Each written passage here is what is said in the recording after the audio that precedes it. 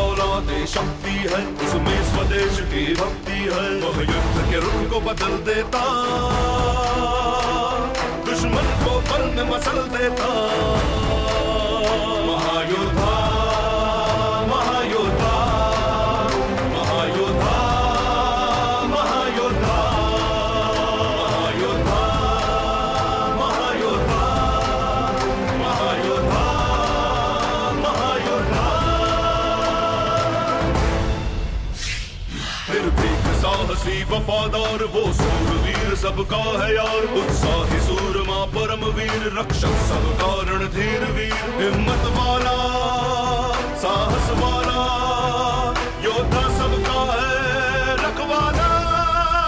महायोद्धा, महायोद्धा, महायोद्धा, महायोद्धा, महायोद्धा, महायोद्धा, महायोद्धा, महायोद्धा।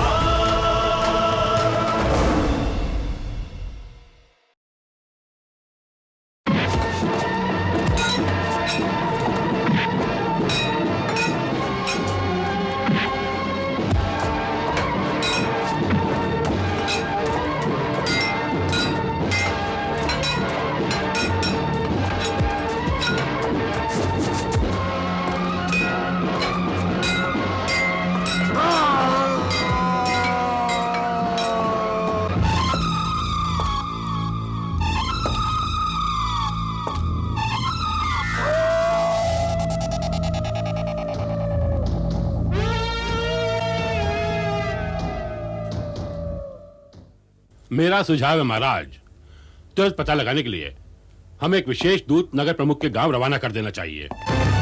विराट यहाँ है महाराज।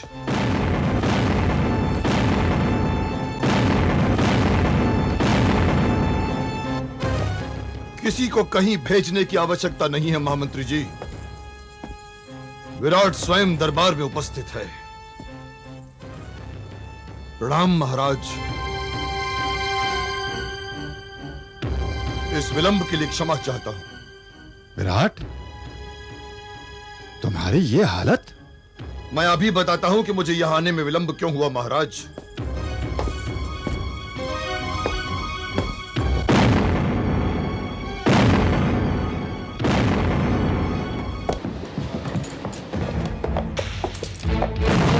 राशि दरबार में?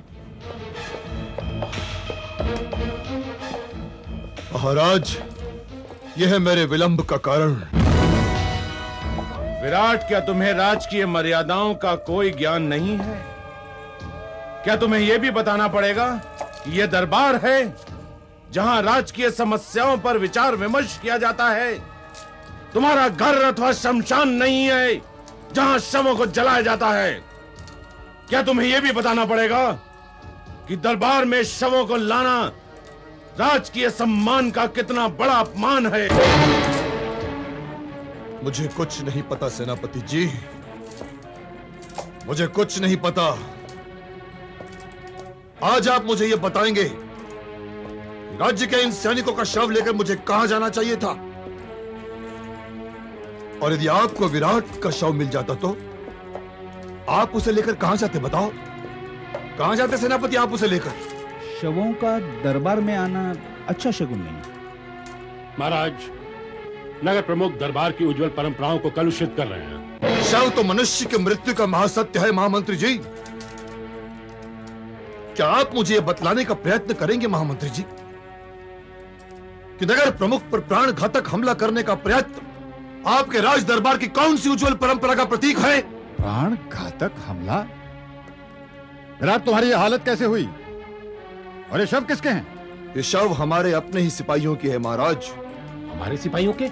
हाँ, ये देखिए, यह है इनका राज चिन्ह। हमारे सिपाहियों की हत्या करने का साहस किसने किया? मैंने किया है महाराज, मैंने इनकी हत्या इन्हीं अपने हाथों से की है, जो हाथ अपनों का लहू बहाने में विश्वास नहीं रखते। किंतु तुमने अपने राज्य के सिपाहियों की हत्या क्यों की? हाँ विराट, तुम्हें इन सिपाहियों की हत्या करने की आवश्यकता क्यों पड़ी? इसलिए महाराज यदि मैं इनका वध नहीं करता तो ये मेरा वध कर देते महाराज। इन सिपाहियों को मेरे शव की आवश्यकता थी महाराज। ये तुम क्या कह रहे हो? हाँ महाराज, राजमहल की तरफ आते समय इन सिपाहियों ने धोखे से मुझ पर जानलेवा हमला किया महाराज। हमारे ही सिपाहियों ने? ये हम क्या सुन रहे हैं सेनापति? हमारे राजमहल की चार दीवारी में हमारे नगर प्रमुख की हत्या के षड्यंत्र चल रहे हैं। हम जानना चाहते हैं कि इन सिपाहियों को विद्रोही बनाने के पीछे किसका हाथ है?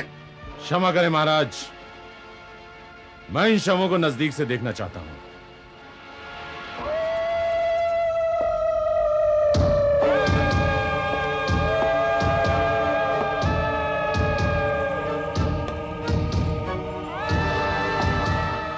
महाराज, ऐसा लगता है कि नगर प्रमुख कहानियां गढ़ने में बहुत माहिर हैं और आज भी इन्होंने बड़े खूबसूरत ढंग से एक कहानी सुना दी।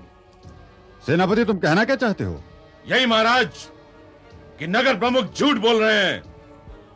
ये शव हमारे सिपाहियों के नहीं हैं।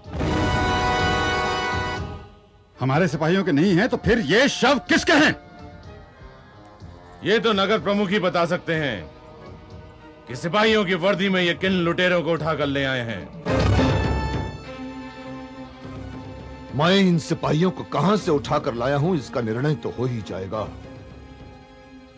किंतु जो सेनापति अपने सिपाहियों को पहचानने से इनकार कर देता है, समय आने पर उसके सिपाही भी अपनी सेनापति के लिए अपनी जान देने से इनकार कर देते हैं सेनापति जी। किंतु ये तो पता चले ये शव हैं किनके? ये शव लुटेरों के हैं या सिपाहियों के, महाराज इसका निर्णय यहीं सभी के बीच में होगा। परंतु महाराज, ये शव हमारे सिपाहियों के हैं या नहीं, इसका निर्णय कौन करेगा? नगर प्रमुख या राज्य का सेनापति? इसका निर्णय इन शवों के संबंधी करेंगे महाराज।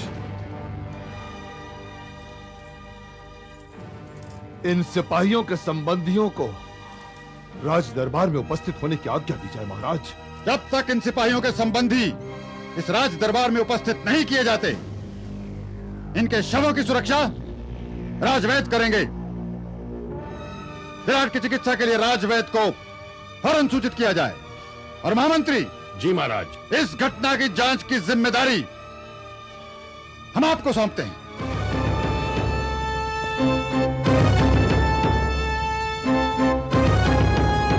ये जो सैनिक मरे हैं राज दरबार के हैं क्या? नगर सेठ जी, ये सैनिक असली थे या नकली? राज पंडित जी, यदि असली हुए तो नकली नहीं है, और यदि नकली हुए तो फिर असली नहीं है। नगर सेठ जी, आप तो हमेशा दोनों तरफ की बात करते हो। हम तो वणिक व्यापार के दृष्टिकोण से दो तरफ की बात तो करनी ही पड़ती है। राज पंडित जी, आपको क्या लगता है महामंत्री इस मामले की समुचित जांच करेंगे? वो तो महामंत्री है, वो तो किसी के भी पक्ष में निर्णय दे सकते हैं। अच्छा, महामंत्री की निष्पक्षता के बारे में आपकी क्या राय है? निष्पक्षता? पक्षधरता के लिए निष्पक्षता का ढोल पीटना बहुत जरूरी होता है, समझे? दोनों शव तो अपने ही सैनिकों के हैं, फिर भी सेनापति ने उन पर संदेह प्रकट क्यों किया? विराट के खिलाफ सेनापति और महामंत्री दोनों ही संदेह का लाभ उठाना चाहते हैं। चलो, हम दोनों पर किसी ने संदेह तो नहीं किया? हाँ हाँ, चलो चलो। आखिर ये शव है किसका? चूड़ियां पहनकर अपने घर बैठ जाओ दुर्जन, तुम्हें लगातार हारने की आदत पड़ती जा रही है। लेकिन सेनापति जी, इस बार तो मैंने ऐसा अचूक प्रबंध किया था कि विराट का बच निकलना असंभव था। वो बच कैसे गया, इस बात पर तो मुझे आश्चर्य हो रहा है। और मुझे आश्चर्य हो रहा है तुम्हारी मूर्खता पर। तुमसे बड़ा महामूर्ख मैंने पूरे राजमहल में नहीं देखा। दो शवों को लेकर घायल विराट पूरे राजमहल की परिक्रमा करके दरबार तक पहुंच गया। उस समय तुम कहां थे दुर्जन? मैं तो उस समय राज दरबार में था सेनापति जी। मैं तो ये सोचकर आ गया कि उसका काम तमाम हो चुका है। अरे, काम तो हमारा तमाम होने वाला था दुर्जन। एक नहीं, दो शव थे, दो, और पूरे दरबार ने उन्हें देखा है। ये दो शव हमारे लिए उन जीवित सैनिकों से भी बड़ा खतरा बने हुए हैं। आप अगर आज्ञा दें तो इस खतरे को जड़ से ही समाप्त कर दूं सेनापति जी। कैसे? मैं उन शवों के संबंधियों को ही ठिकाने लगा देता हूं। जब उन्हें पहचानने वाले ही नहीं रहेंगे, तब विराट स्वयं उन दोनों सैनिकों की मृत्यु के जाल में फंस जाएगा। संबंधियों को ठिकाने लगा के जानते हो तुम किसे ठिकाने लगा दोगे? दुर्जन, तुम हमेशा ऊंट की चाल चलते हो और मैं हमेशा तुम्हें घोड़े की चाल चलने की सलाह देता हूं। मालूम है क्यों? इसलिए दुर्जन कि तुम 2.5 घर अपने आप लांग सको, लेकिन तुम्हारे लिए तो ऊंट की तरह 1 घर लांगना भी कठिन हो गया है। दुर्जन, तुम मेरी बात ध्यान से सुनो। इन शवों के संबंधियों को किसी भी तरह इस बात के लिए राजी करो कि वो दरबार में आकर इन शवों को पहचानने से इनकार कर दें। वो आकर कहें कि हमारा इन शवों से कोई संबंध नहीं है और महामंत्री की जांच की सुई विराट की तरफ मोड़ दो। जी ऐसा ही होगा। दुर्जन, मुझे इन सैनिकों के शव की जरूरत नहीं है, मुझे सिर्फ एक शव की जरूरत है और वो शव है विराट का। जब घाव गहरे होते हैं तब दर्द की टीस धीरे धीरे कम होती है। दर्द की ये टीस तो समाप्त हो जाएगी राजवैद्य जी, किंतु मन की उस टीस का क्या करूं, जिसे न किसी के साथ बांटा जा सकता है न जिसकी कोई दवा होती है। कुछ दर्द बिना दवा के भी ठीक हो जाते हैं नगर प्रमुख, अगर ये पता लग जाए कि इस दर्द का कारण क्या है। पल्लवी मेरी बेटी। अच्छा अच्छा। रोगी के उपचार के साथ अपने बाप के अकेलेपन को हर समय बांटने को तैयार।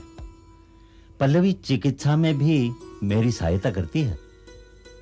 आपकी तो सहायता के लिए कोई है राजवैद्य जी, किंतु इतने बड़े महल में हम तो अकेले हैं, अपनी डाल से उड़े उस पंछी की तरह जिसे थकान में सांस लेने के लिए दूर दूर तक कोई वृक्ष भी नहीं दिखाई देता। वृक्षों ने तो पूरी पृथ्वी को अपनी जड़ों से बांध रखा है नगर प्रमुख। मुझे आश्चर्य है आपको वृक्ष दिखलाई नहीं दे रहे हैं। मेरी आंखें मुझसे झूठ बोलती है राजवैद्य जी। अपनी आंखों पर विश्वास करने के लिए मैं अपने हृदय से अपरिचित होता जा रहा हूं। मैं तुम्हारी स्थिति समझ सकता हूं। मैंने बचपन से राज दरबार के घावों का उपचार किया है, उस पर मरहम लगाया है। तब तो आप ये भी जानते होंगे कि आज दरबार की क्या स्थिति है। हाँ, जानता हूं। दरबार आज षड्यंत्रों का कुरुक्षेत्र बन गया है। इस कुरुक्षेत्र में जो महाभारत हो रही है, उसका परिणाम क्या होगा? परिणाम? अंतिम चरण में परिणाम सदा जनहित के पक्ष में आते हैं नगर प्रमुख। इसीलिए महाभारत में परिणाम की चिंता नहीं करने वाले कर्म को मनुष्य के लिए सर्वोत्तम माना गया है। कर्म के पथ से जिसके पांव डगमगाते हैं, परिणाम उसके विरुद्ध चले जाते हैं नगर प्रमुख। आपसे मिलकर मुझे कम से कम ये तो लगने लगा है राजवैद्य जी कि जिन जंगलों में रास्ते खो जाते हैं, उन्हीं जंगलों में रास्ते मिल भी जाते हैं। लेकिन आप जंगल में नहीं है नगर प्रमुख। पल्लवी ठीक कह रही है नगर प्रमुख। आप जंगल में नहीं हैं, आप राज दरबार में हैं। और राज दरबार को लेकर मैं भी चिंतित हूं। राजगुरु के लापता होने के बाद मुझे पक्का विश्वास हो गया है कि महाराज शत्रुओं से घिर गए हैं। राजगुरु दत्तात्रेय का लापता होना ही इस बात का प्रमाण है कि महाराज अकेले हो गए हैं। राजवैद्य जी, आप राजगुरु दत्तात्रेय को तो भली भांति जानते होंगे। राजगुरु दत्तात्रेय मेरे परम मित्र हैं। उनकी बेटी मीनाक्षी और मेरी पल्लवी दोनों सगी बहनों से भी बढ़कर हैं। आपके नगर प्रमुख बनने के बाद यह आशा बढ़ गई थी कि आप मीनाक्षी और राजगुरु को अवश्य तलाश लेंगे। पल्लवी, मीनाक्षी और राजगुरु बहुत शीघ्र ही हमारे बीच में होंगे, परंतु राजगुरु की हत्या की जो अफवाह उड़ रही है, उसके संबंध में आपका क्या कहना है? राजगुरु की हत्या इतनी आसान नहीं है नगर प्रमुख। वे केवल शास्त्र में ही पारंगत नहीं हैं, तो शस्त्र में भी अतुलनीय हैं। उन्होंने अपनी बेटी मीनाक्षी को एक पुत्र की तरह पाला है। शास्त्र के साथ साथ शस्त्र की भी शिक्षा दी है। इसलिए यह हत्या की बात मेरे गले नहीं उतरती। अवश्य ही राजगुरु कहीं अज्ञातवास झेल रहे होंगे। किंतु राजगुरु अज्ञातवास में क्यों होंगे? हो सकता है उन पर पीठ पीछे किसी ने आक्रमण किया हो सकता है कि सामने आने के लिए वो किसी उचित अवसर की तलाश में हो। मैं समझता हूं राजगुरु इस समय राजधानी की सीमा में नहीं है। यदि वे राजधानी की सीमा में नहीं है, तो भी उस स्थान पर उनका कोई न कोई चिन्ह अवश्य होगा जहां से वे विलुप्त हुए। राजवैद्य जी, विराट ने राजगुरु को ढूंढ निकालने का प्रण लिया है। इसके लिए विराट खतरे की हर सीमा को पार कर लेगा, परंतु राजगुरु को अवश्य वापस लेकर आएगा। विराट, सोने से पहले इसे अवश्य ले लेना। हो सकता है इसके बाद तुम्हें थोड़ी बेचैनी का अनुभव हो, किंतु वो बेचैनी इस राज्य की बेचैनी की तुलना में कुछ नहीं होगी।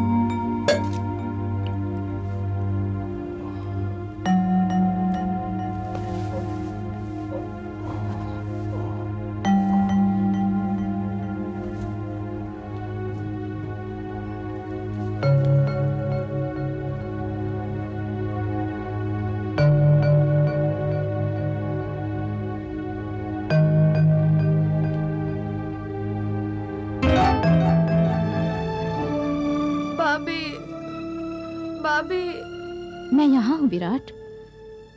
विराट, देखो मैं तुम्हारे निकट हूँ बेटा। विराट। भाभी, भाभी। देखिए हमारे विराट को क्या हो गया। इसे ऐसा तो पहले कभी नहीं हुआ था। आप दोबारा वैद्य जी को बुलाकर लाइए। हमारे विराट को कहीं कुछ होगा तो नहीं। आप खड़े क्यों हैं? आप वैद्य जी को बुलाते क्यों नहीं? वैद्य जी अभी तो उठकर गए हैं शब्बी। उन्होंने कहा है कि चिंता की कोई बात नहीं, विराट का ताप सुबह तक उतर जाएगा। विराट को कुछ नहीं होगा शब्बी, कुछ नहीं होगा। हमारा विराट इतना कमजोर नहीं है। विराट की यह हालत आपके कारण हुई है। विराट को चट्टान बनाने के चक्कर में आपका दिल भी पत्थर का हो गया। आप इसे कभी चैन से नहीं बैठने देते। रोज पहाड़ी के 3 चक्कर लगवाते हैं। मैं कहती हूँ इस फूल से बच्चे के पीछे आप क्यों पड़े रहते हैं?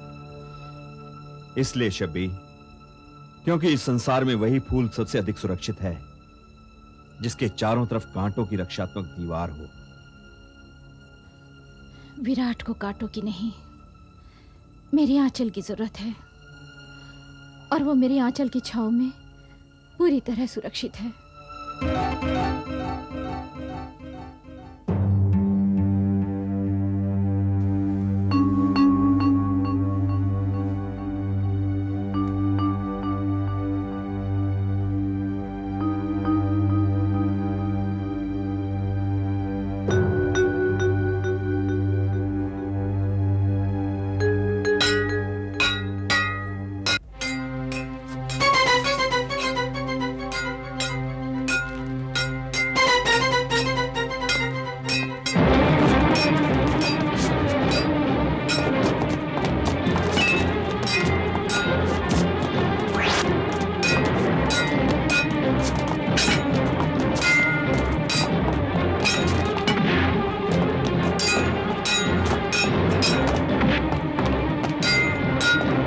जाओ।